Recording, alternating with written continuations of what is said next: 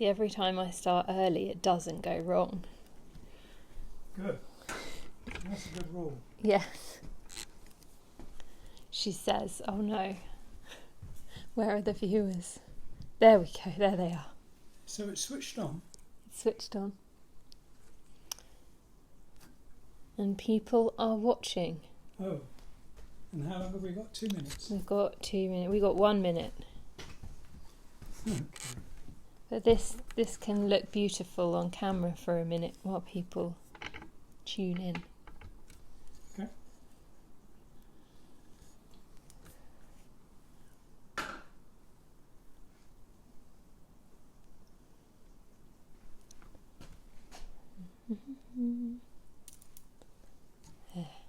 It'd look better if I took this off, wouldn't it? Yeah. Oh.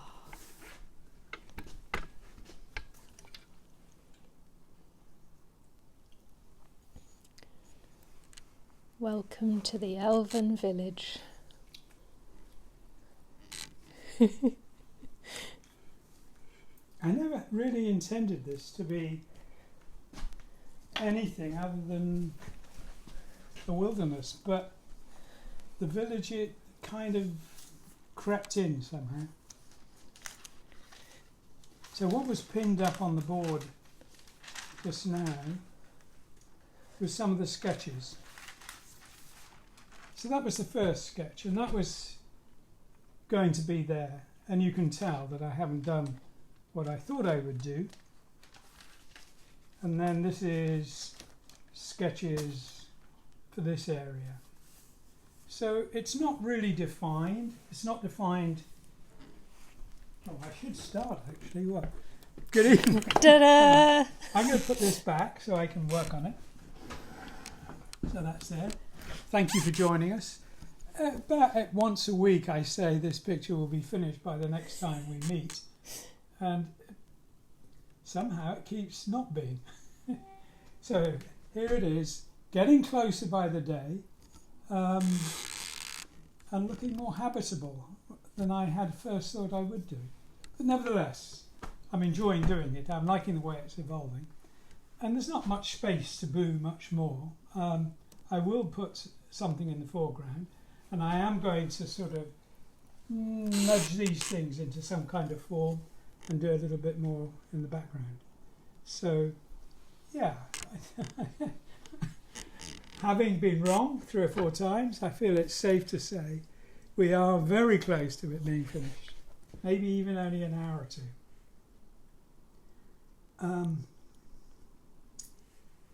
I've photographed it at different stages, and I've sent those pictures to Mike, who's working with me to make up the album. So I think we might show some of the incremental steps in the album. Anyway, if not, I'll post them. So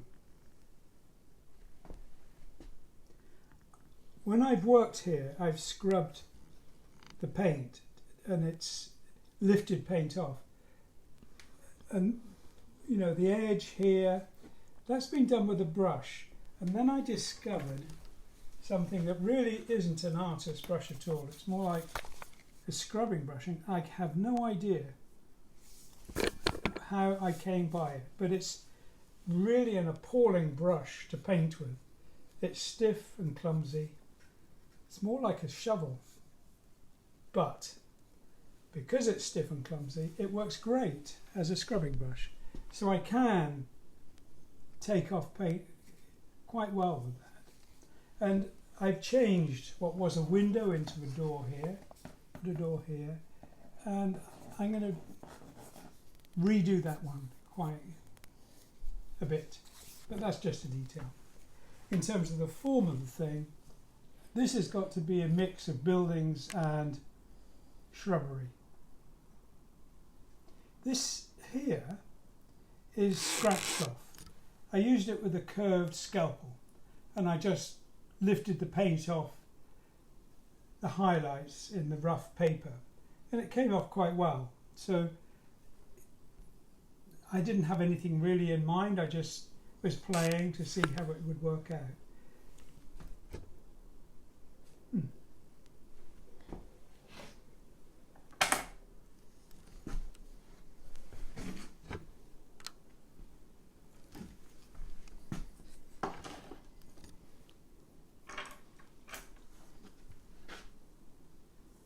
Okay, so I'm going to sort of make a few fairly faint marks on this that will define certain areas. So I'm going to put an edge of grass here, then it will be bushes, and then I'm going to push some of these back and bring some of them forward so that we can see defined structures, and in amongst it there will be plants, trees and shrubs.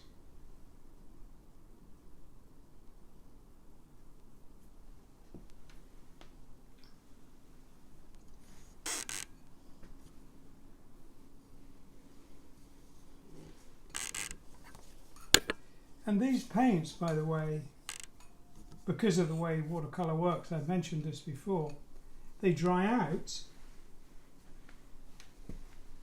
But as soon as I add water, they're usable again, which is one small advantage of watercolour over acrylic. Once acrylic dries, it's dry.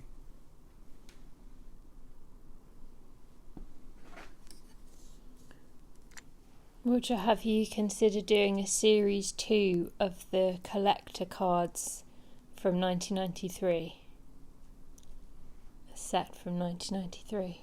Bloody hell. I don't even know if there's a business doing those things anymore. It seemed to be very much of its day. Are collector cards still something people do? I don't know.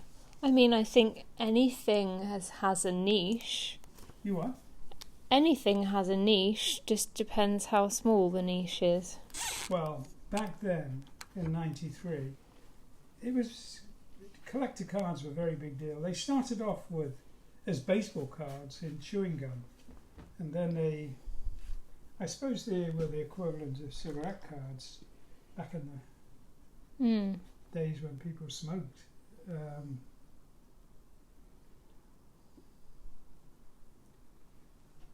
And then they were sold separately, and it was a kind of interestingly contrived thing because they were collectible, but you could just if you could see what you were buying, you just go out and buy them, or if there were 100, you buy 100. But they were sold in sets of 10, sealed, so you couldn't tell what they were, and they might be all the same card, or they might be cards you've already got. So it made it interesting, I guess. And that filtered through for kids as well, isn't it? Like collectible stickers and Pokemon and things, cards like that. Yeah. Very 90s. Yeah. I wouldn't have done it if I wasn't approached to do it. It wasn't something that crossed my mind. But we did sell a lot. Well, I suppose actually it wouldn't be considered a lot because of the sort of business it was, but I think we sold 3 million. And I don't know if that was packs or individual cards or what. But as I say, it seems a big number, except that relative to the scale of the industry, it wasn't. What were on your cards? Paintings. There was on the front was a painting, and on the back was an explanation.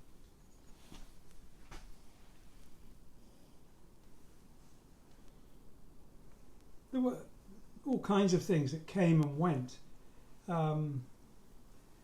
Back a long time ago, there was public telephones. Before mobile phones or cell phones existed, there were public telephones, and you could buy telephone cards that you could use in them. And they had 2 generations of them. They had purely mechanical ones, and then they had electronic ones. And they came as a space to show art, paintings, photographs, whatever. And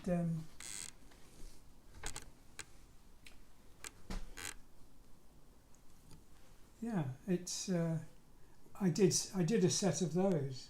Again, wouldn't have crossed my mind except I was asked and thought it would be fun. And we sold a lot of those.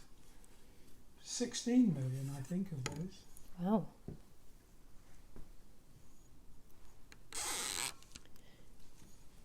In your landscapes, do you ever do a balance between geometrical and organic art, or do you think that right angles and edges take away from the feeling of your visions?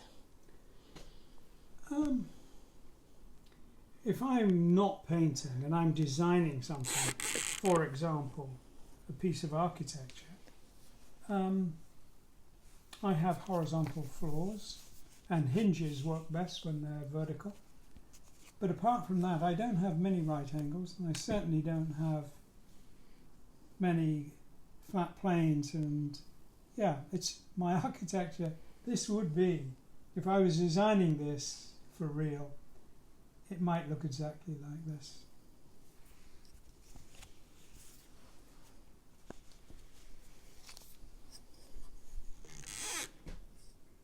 Yeah, maybe I'll do that one day. It would be fun. Dan Coates says he met you at the Comic-Con in San Diego years ago. Oh, right. Says, was it a pleasant experience for you? I'm not sure if that's the Comic-Con or the meeting or both. It wasn't a pleasant experience for who? Was it a pleasant experience for you? Oh, me? Yeah. What, Comic-Con? Yeah. Yeah, I loved it. Yeah. What were you doing there? I was invited to go and do a talk, which I did. But I had lots of friends there. In particular, Michael Kaluta was there. And Freya joined me. So, yeah, it was a lot of fun. I enjoyed it.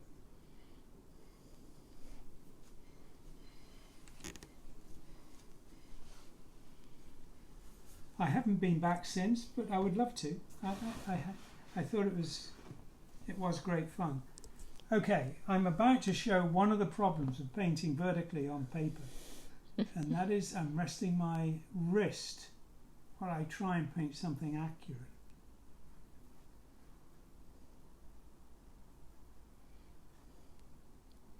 Do you ever put something behind the paper to make it a bit more structurally? Something to lean on or not? I should. That would be very sensible. Sensible is overrated. So,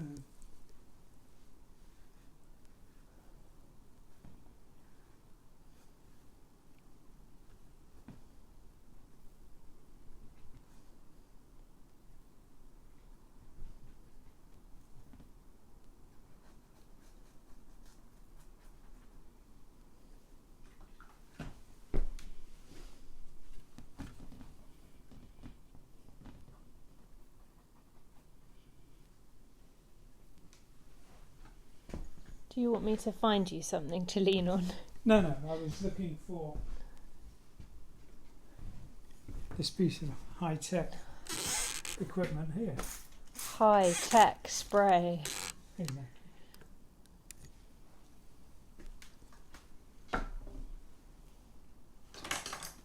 Not surprisingly, I put too much on.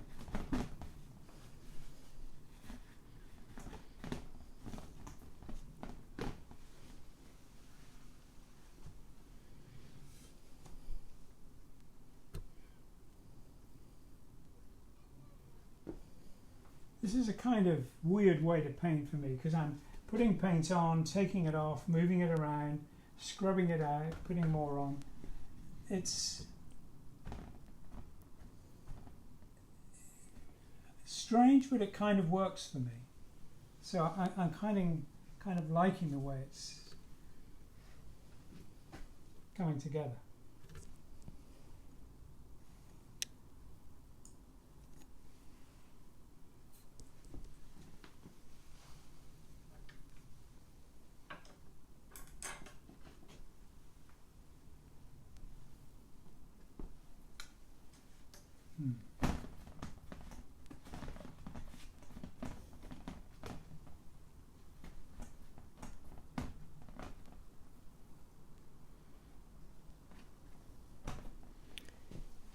Roger, were you inspired by Gaudi? I love Gaudi's work, yes. I love his ceramics and I love his buildings. And of course, the cathedral, which isn't a cathedral, it's the Church of the Sacred Family, and it's a Sagrada Familia. I don't know if I'm pronouncing that right. Unbelievably beautiful, yeah.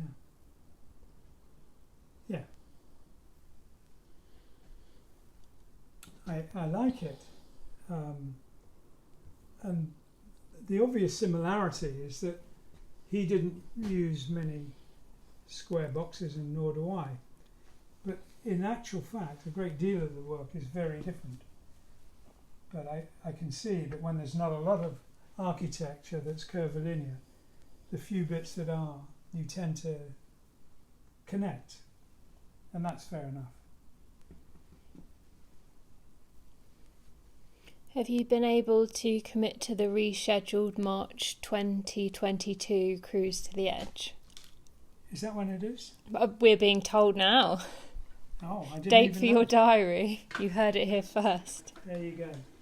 Well, the simple answer to that is yes. And no one's told me. So the answer would be, as I hadn't even heard of it, not yet.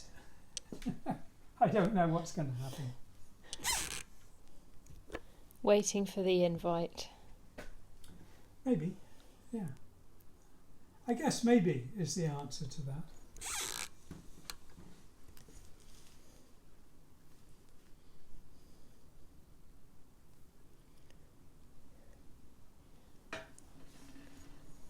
Oh, this is nice. Carol asks, are you aware of just how many of us you've inspired to be part of the art world? Thank you.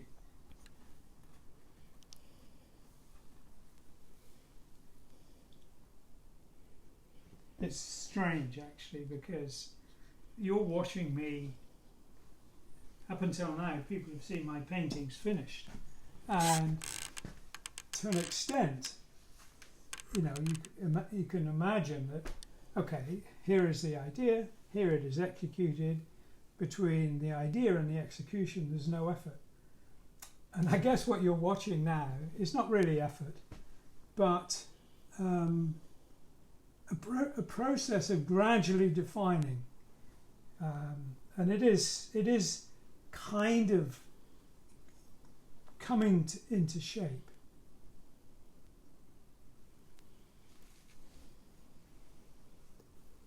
This is interesting because I didn't really have a design before I started. Just an idea about splashing green paint around.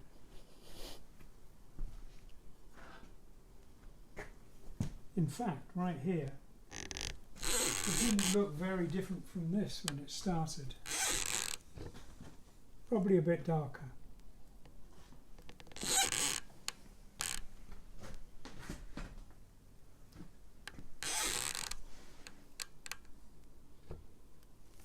Do you ever use anything other than paint in your artwork, like tea leaves to get texture or something like that?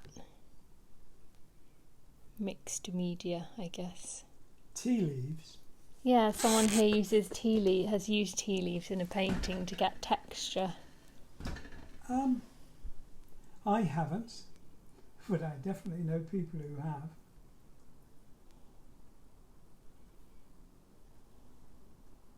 Yeah. For staining the paper, really, rather than painting, but to give the paper a kind of pale sepia look.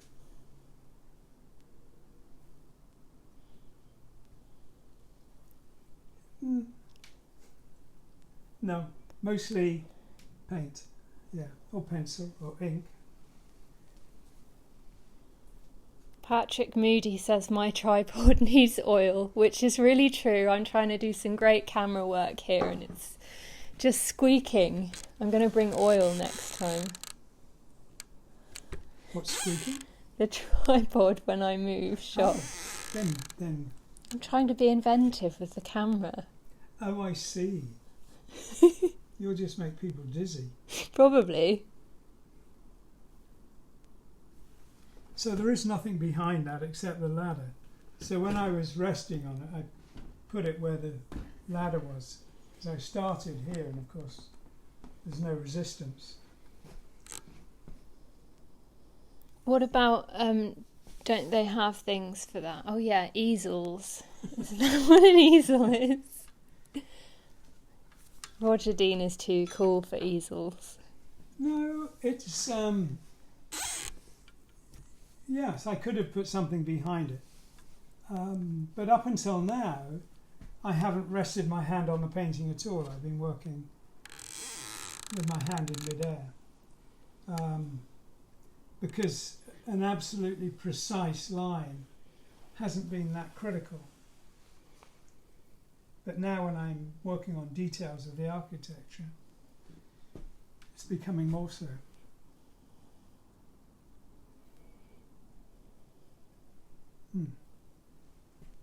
How many hours in a day do you create? Well, I've worked on this since last week.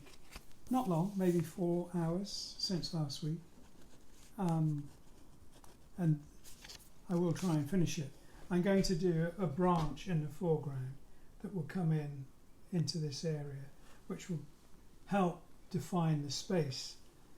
I may not do that live. I may not. But I will finish this one way or the other by next week. If for no other reason, I booked it in to be photographed for, getting a high-res scan done. So that's my deadline. I have to do that. Have you seen the Jungle House made by Edward James, which was taken over by the jungle?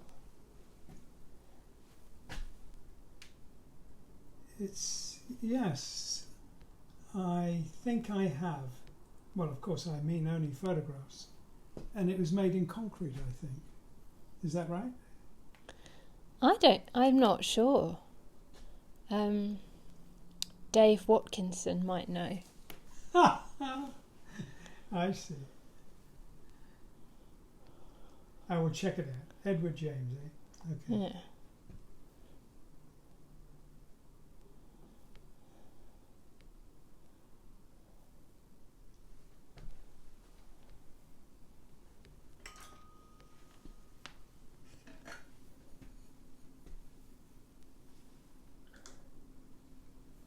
I was wondering earlier if I work as fast in front of the camera as I do when I'm alone. And I guess the answer is not quite, no. I work faster when I'm entirely on my own because I'm much more distracted. If I'm in the middle of listening to a story or something like that level of distraction speeds things up. It's interesting that you call it distraction rather than focus. It's not focus on the art, it's distraction from not focus. Is that how you see it? Yes, that's how I see it. I remember when I was in art school, even then, I had tutors who would say, stop talking, concentrate on what you're doing. And even then I thought, that's the wrong advice. Concentrating on what we're doing was no help. Being totally distracted was the most useful condition to be in. And that was my aim. If we had a lecture in a classroom, which we often did then, and we were sat at a table, I always found that a very easy place to work. And because I wasn't doing a formal lesson in sketching, drawing something, it was mostly about design then, and that was a very creative time for me. And it worked in every way. I could concentrate on the lecture better. And because I was concentrating on that, I was able to work better.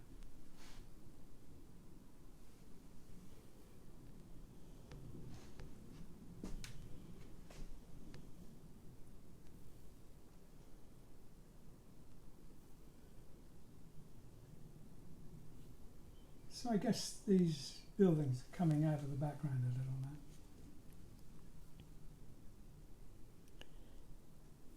Will the typography and logo from the albums DBA, Skyscraper, Souls and Live in England also be on this album cover? And how will the Kingfisher be incorporated? I mean, maybe that's a mystery. Can wait and see. It's nearly not a mystery. I had Mike sent me, because we've had discussions over the last week or two about the colours and the shapes. We've slightly made changes to shape. There isn't a high-res scan of the Kingfisher yet. I'm getting that done when I get this done. So it's kind of all moving up at the same time. And we were talking today because he laid out the cover and he put the logo on this to see how it would look. And of course, his problem and mine is that we haven't defined the front cover yet. So, you know, if the logo was going to be central and this was the front cover, then it would be here. But if that was the front cover, it would be there. So, you know, we're playing around. It's still in the realm of just playing around at the moment.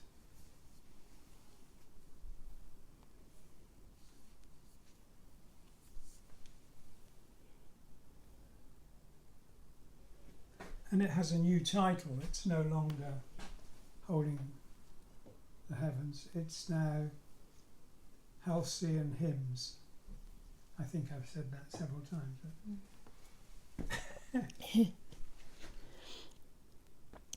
Denise says it's interesting that you concentrate better with distraction because she needs to be alone to paint better. Now, I thought that was interesting.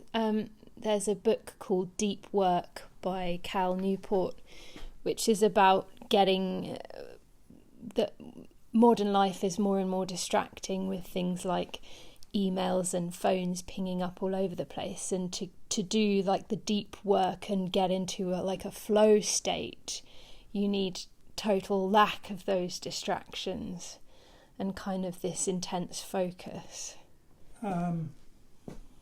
Well, I'm not talking about the distractions of everyday life. I would say, I would disagree with that probably. Not my experience, but there is a big caveat there, and that is it's very different for writers. Writers are distracted in completely the wrong way by words. They are creating words, and words coming at them are the wrong kind of distraction. But for painting, they're a brilliant distraction.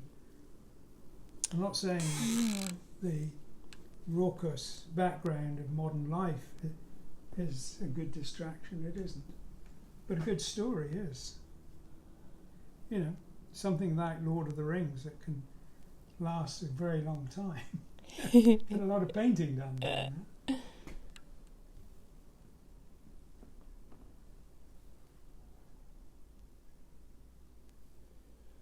Okay, I don't normally paint this precisely. So this is something I haven't really done in years.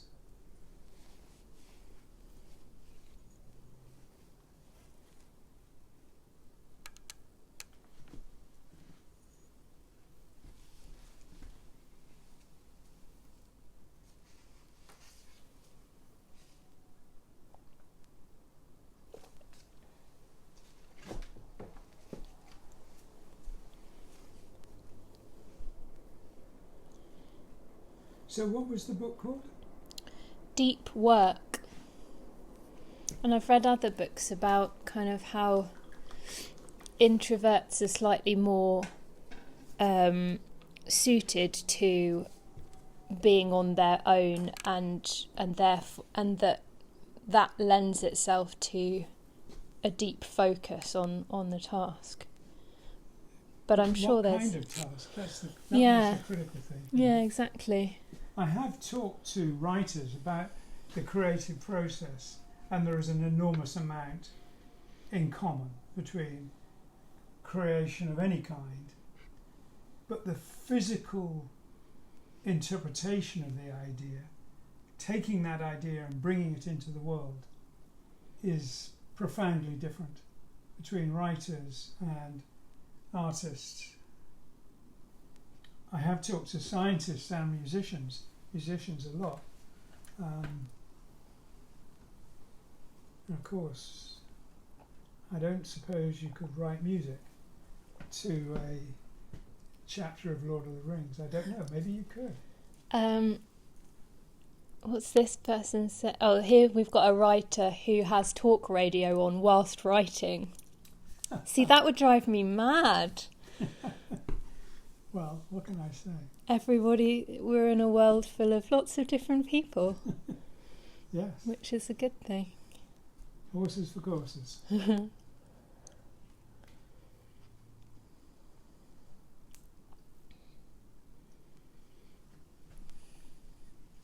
I'm drinking because I started this evening with my voice sounding very rough, but it's getting better now.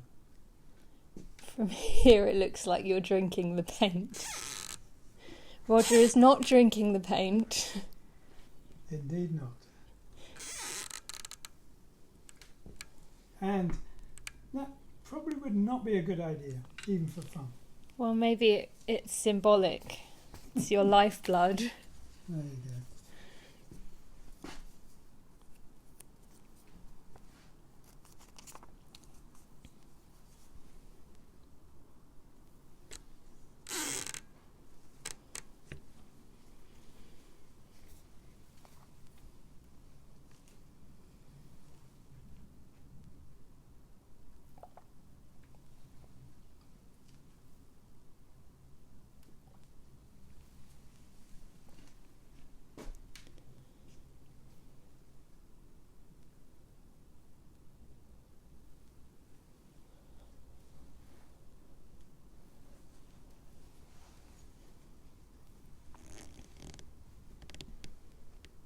Something else that's very different about this to the way I normally work is I sketch these in pencil, which again I would not normally do in a painting. I haven't done that for a very long time. And when I was doing it, I realised that I didn't like drawing on paper this rough. I like it when the pen or pencil glides over the surface, and this has too much grip in it. Fine for a brush because it can slither across, but exasperating for a pencil. What made you want to draw for this one? I couldn't make those things up without sketching them out first. Even though I sketched them on paper, I possibly could have copied them. They're not hugely symmetrical as it is. If I was doing a drawing of those, I would only draw one side and then flip it over. Some people are very good at drawing things that are symmetrical. And I tend not to do that without tricks and help.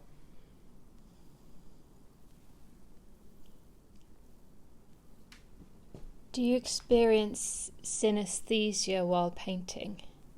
No.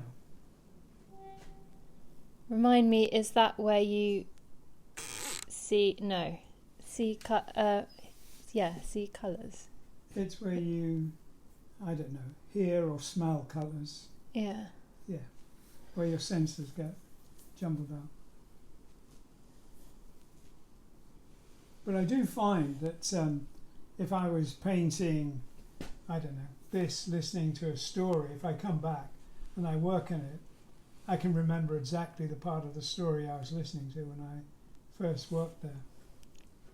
And that's interesting. That happens even if I come back to it years later. That happens to me when I'm mucking out stables and listening to the archers. I know exactly what happened at which point of straw. I see. I didn't know you worked in stables. Yeah, I do. I keep horses. Do you? Yeah. That sounds fun. Yeah, it's fun. They do kind of film work and stuff, which is always fun. They're not your horses? 2 of them are. Ah. Yeah. I knew you worked with cats and dogs, but I didn't know horses. All the animals. All kinds.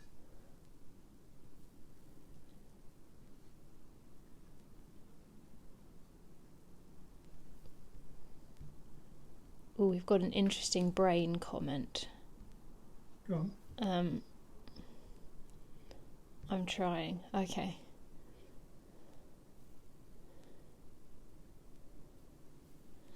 So if you draw whilst listening, both sides of the brain are working in sync, but it's difficult to listen to a lecture whilst writing a note to someone or reading, presumably because that's the same. Yeah, that's the same side of the brain doing 2 tasks.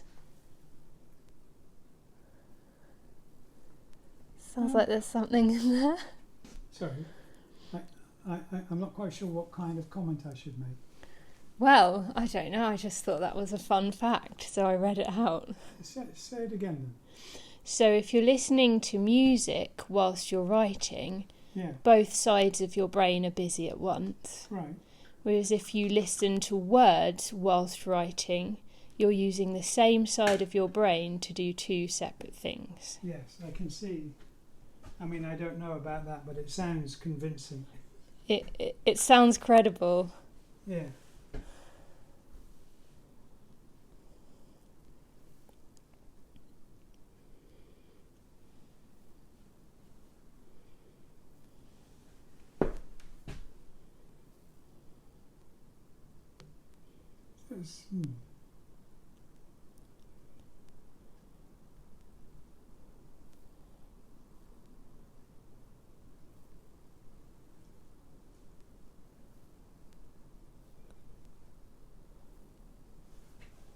Daniel's asked if you've mentioned the kendo quote about training the mind yet.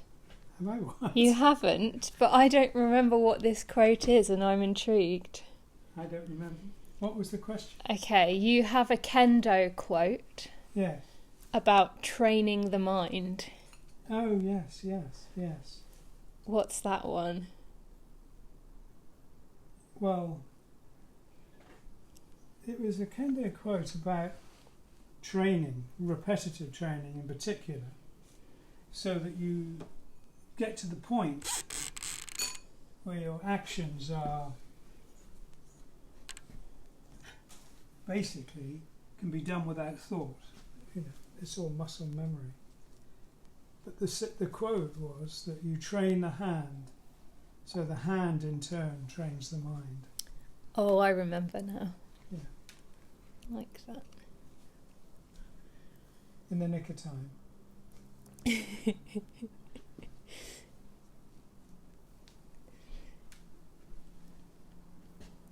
Do you have any advice for artists starting out? Bloody hell.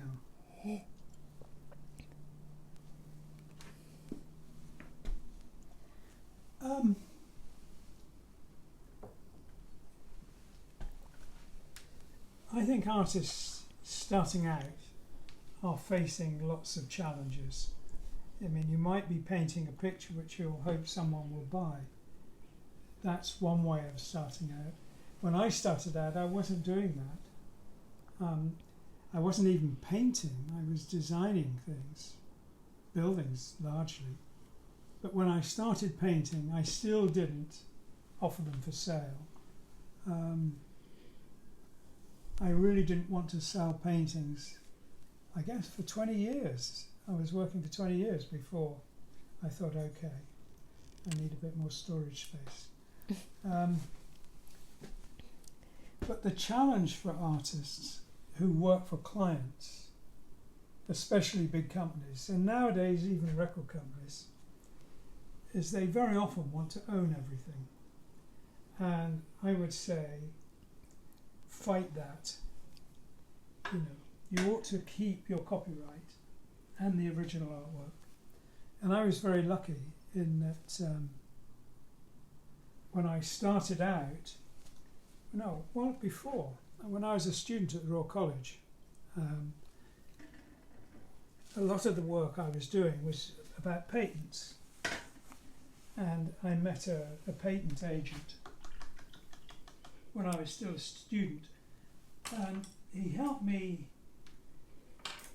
with the sea urchin chair, and about who owned it as much as anything, because the college claimed they owned it. A manufacturer who I was working with thought they would own it, and they told me, no, you own it. You are not employed by either party, so you own it. So I then went back to him with a whole bunch of other things I thought were worthy of a patent, and he said, you could patent those, but it's very expensive, and unless you've got somewhat means of exploiting these things commercially, I'd leave it for now. Leave it until you can have a commercial reason for doing it. He said, the only thing you don't have to spend money on is a copyright. You automatically own your own copyright unless you are paid, you have a job, not a freelance job, but a job where you go into an office every day and your job is to paint something. In that case, it's likely that you'll be defined as working for hire, in which case the employer owns the copyright. But if you're freelance, you own the copyright in everything you do unless you sell it. You can't accidentally give it away or misplace it. You have to formally and unambiguously sell it for gain to part with it. Which means the default position is, if you do this, you own it. But you want to make sure you own the original painting and the copyright, and that your client pays for a license to reproduce it in a context. And that's increasingly hard. Companies that have no use for it at all and tend to just leave the artwork in a drawer to rot do insist on owning it. So it's a tough thing for artists, but I would say that is what you should do. You should try and resist that, try and keep it. You're a bit Marxist when it comes to painting, Roger. Sorry? Bit Marxist. Marxist? Yeah.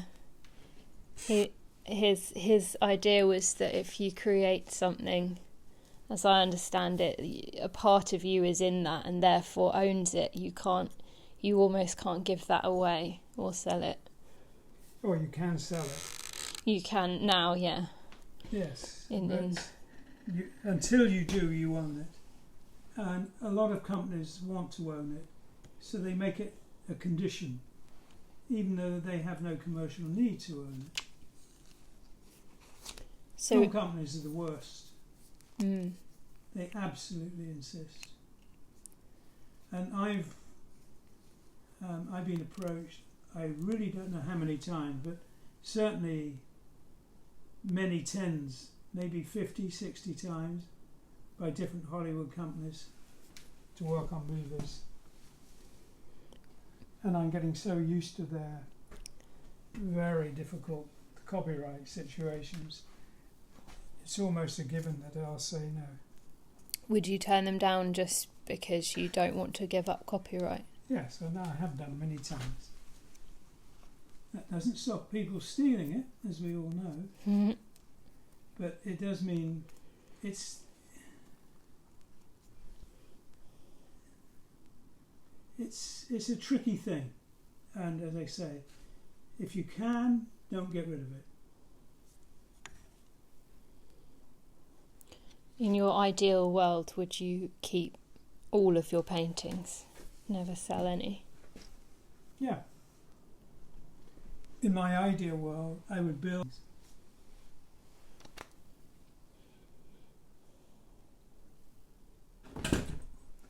Oops.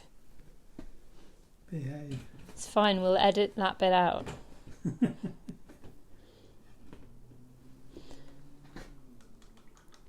Could you please list some album covers by other artists that you feel are among the best ever? Among the best ever? Putting you on the spot here. Sort of.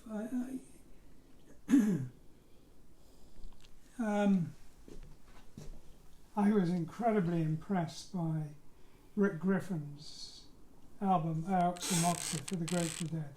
That was a big influence on me when I first saw it. And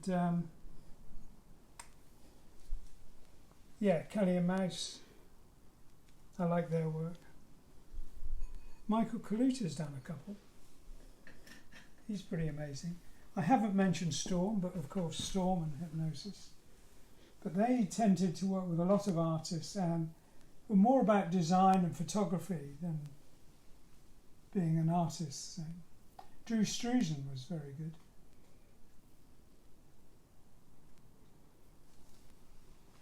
And of course Peter Blake, who did Sergeant Pepper.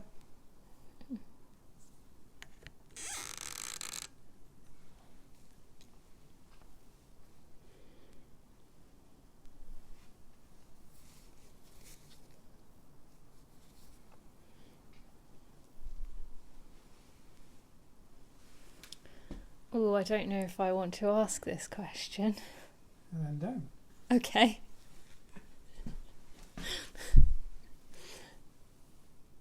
I'll ask that one instead. What of Peter Lloyd's album covers? I don't know what that means. What of? Sorry. Maybe which ones? Which ones of Peter Lloyd's album covers? Ooh, remind me of which ones he's done. Okay. Bol Gregmar, I'm sorry if I butchered your name. Which album covers are we referring to here? And what would you like to know? The favourites? What I want to know is, the name rings a bell, but I can't remember which ones he did. So they'll have to be a little bit forgiving of my memory.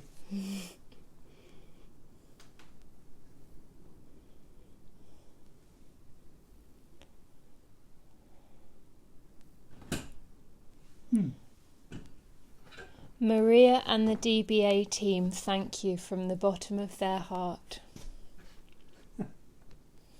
Just so you know. Thank you.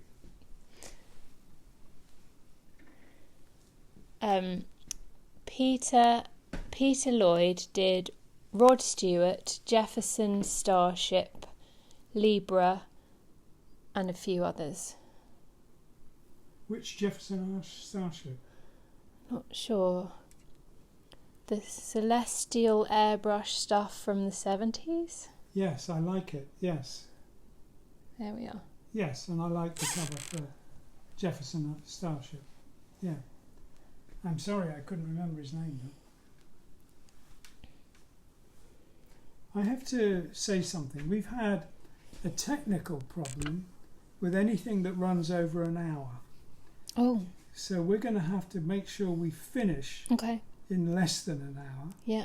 And we started a few minutes early, didn't we? That's true. So 3 minutes early? Yeah, we're now coming up to 10 to 8. So we've got 5 minutes most. So if there are any more questions, you've got 5 minutes. Oh, that guy also did the artwork for the movie Tron. That's a great movie.